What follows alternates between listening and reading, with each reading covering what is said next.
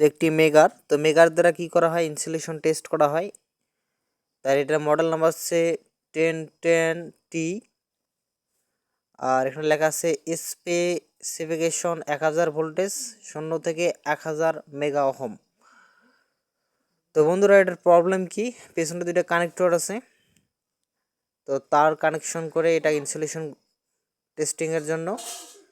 এই যে এখানে যে হাতলটি আছে ঘোরানো, যেটা ঘোরা হয়, তো সেটার প্রবলেম, সেটা অনেক জটিল, মানে হার্ড, অর্থাৎ জটিল বলতে অনেক অনেক জ্যাম।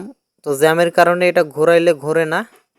তা এটার আমরা দেখব কি প্রবলেম। তো এর জন্য আমরা কি করতেছি, এখানে যে নাট লাগানো আছে সেই নাটগুলো স্টার স্ক্রু ড্রাইভার দিয়ে আমরা খুলে নিচ্ছি। তো মূলত বরাবরের ন্যায় এটি রিপেয়ার করতে আমরা তিনজন, আমি আমার ফ্রেন্ড এবং আমার আরেকটি ফ্রেন্ড, অর্থাৎ দুই ফ্রেন্ড এবং আমি এবং আমার ক্লাস টিচার সাজাদুল বাড়ি স্যার। তো যাই হোক, এটা আমরা রিপেয়ার করব।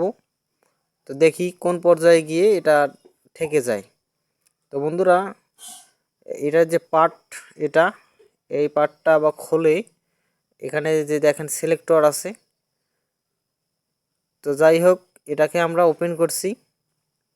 ওপেন করার পর দেখেন দুইটি স্প্রিং দেওয়া আর ভেতরে রেজিস্টর লাগানো, এই আর কি, আর কিছুই নাই। ঠিক আছে, রেজিস্টরের কালার এখানে বোঝা যাচ্ছে না, কত লাগানো আছে। তো এর যে স্প্রিং দুটো অনেক টান পড়ছে, বিধায় আমরা কি করব, এখানে যে সার্কিটটা লাগানো আছে বর্তনী, এটা বর্তনীর যে স্ক্রু বা নাট সেটা আমরা খুলে দেব, যাতে ওটা নষ্ট, মানে খুলে না যায়, ডিসকানেক্ট হয়ে না যায় স্প্রিং দুটো, কারণ এই খুলে গেলে আবার কাজটা বৃদ্ধি পাবে। তো এই বিধায় আমরা এটা নাট, চারদিকে 4টে স্ক্রু আছে, এই চারদিকে 4টে স্ক্রু এটা আমরা ওপেন করতেছি। তো এই অবস্থায় আমরা যে অংশটা খুলবো সেই অংশটার এই যে স্ক্রু, এটাকে খুলে নেব। তারপরে যে স্ক্রু সেটটা আমরা খুলছি, প্রায় খোলার পথে সেই স্ক্রু সেটটা খুলবো, সে পার্টটা খুলবো আসলে। তো এর আগে আমি এই বর্তনীটাকে ডিসকানেক্ট করে নিই। ডিসকানেক্ট হয়ে গেছে, এখন জাস্ট ওই যে 4টে স্ক্রু যে পার্ট আছে সেই পার্টটা, এখানে যে মোটর লাগানো আছে সেই মোটরটা আমরা ডিসকানেক্ট করবো। এখানে মোটর বলতে এখানে কয়েল আছে একটা, তো সেই কয়েলটাকে খুলতে হবে। মূলত এই কয়েল সব মিলে একটা মোটর বলা চলে, কারণ বলা চলে বলতে এটা মোটরই, কারণ মোটরটাকে যেমন আমরা ছোট্ট ডিসি মোটর ব্যবহার করি, ঘোরালে আউটপুটে একটা পাওয়া যায়, ভোল্টেজ পাওয়া যায়, সেরকম এখানেও।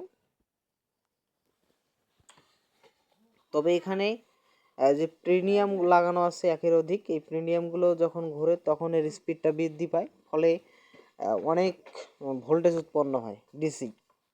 এই ডিসি ভোল্টেজটা উৎপন্ন হয়, এই ডিসি ভোল্টেজটাই আবার পার্টস করে। আমরা এই পার্টগুলো একদিকে সরে রাখতেছি, বাট আবার যেহেতু এটা কানেক্ট করতে হবে। তো বন্ধুরা এটা খুবই প্রবলেম হালকা, বলতে এটা জ্যাম আছে। আমরা এই জ্যামের কারণে কি করব, এই ভিতরটা আপনাদের আরেকবার দেখাই, এখানে কিছুই নাই, দেখেন কিচ্ছু নাই, জাস্ট একটা কয়েলের সঙ্গে কানেক্ট করা আছে, যে কয়েলটা কি ম্যাগনেটিক ফ্লাক্সের কারণে এটা চাপের সৃষ্টি করবে। এইখানে কিছু ডায়াগ্রাম অর্থাৎ ডায়ালগ আছে, তো ডায়ালগে বিভিন্ন মানের সিলেক্টর পয়েন্ট আছে। তোমরা কী করতেছি, যেখানে জ্যাম হওয়ার সম্ভাবনা সেখানে আমরা এই যেখানে মোবিল দিচ্ছি, দিয়ে ফ্রি করতেছি। তো ফ্রি করার পর আবার কানেকশন করে দেব, 100% কাজ হয়ে যাবে। তো মূলত আমাদের এই কানেকশনটি হতে পারে, না হতে পারে, জাস্ট না হওয়ার কোনো বিকল্প নাই, অবশ্যই হবে। কিন্তু প্রথম অবস্থায় যদি আপনারা দেখে নেন যে কোনো প্রবলেম আছে কি না, যখন আপনার ক্রয় করবেন নতুন মার্কেট থেকে, সেক্ষেত্রে আপনাদের দেখে নিতে হবে। আর যদি কোম্পানি অর্থাৎ মার্কেটের প্রবলেম থাকে, সেটা সলিউশন করা সম্ভব নয়। তাই মার্কেট ব্যতীত যদি কোনো থাকে প্রবলেম হয়, সেক্ষেত্রে এটা সলিউশন হবে। যখন এটা তৈরি করে তখনই যদি প্রবলেম থাকে, তাহলে এটা সলিউশন করা পসিবল নয় আমাদের জন্য, কারণ এর যে পার্টস বা মেকানিক্যাল সরঞ্জাম এটা এদিকে পাওয়া পসিবল না। যদি মার্কেটে অর্থাৎ কোম্পানি যখন তৈরি করছে তখন যদি ঠিক থাকে সেক্ষেত্রে 100% সেটা ঠিক করা যাবে। তো আমাদের যেখানে যেখানে মোবিল বা গ্রিজ দেওয়া দরকার সেখানে আমরা গ্রিজ বা মোবিল দিয়ে দিচ্ছি, দিয়ে এই পার্টগুলোকে ফ্রি করব, ফ্রি করে আবার কানেক্ট করে দেব। এভাবে সম্পূর্ণ ইয়াতে আমরা গ্রিজ দেবো, সম্পূর্ণ কানেক্টরগুলোতে, যেগুলো মেকানিক্যাল সরঞ্জামের কানেক্টর আছে সেগুলোতে, অবশ্যই কয়েলে দেওয়া যাবে না।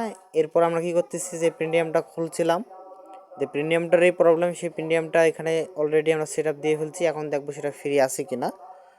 তো অলরেডি এটা ফ্রি আছে।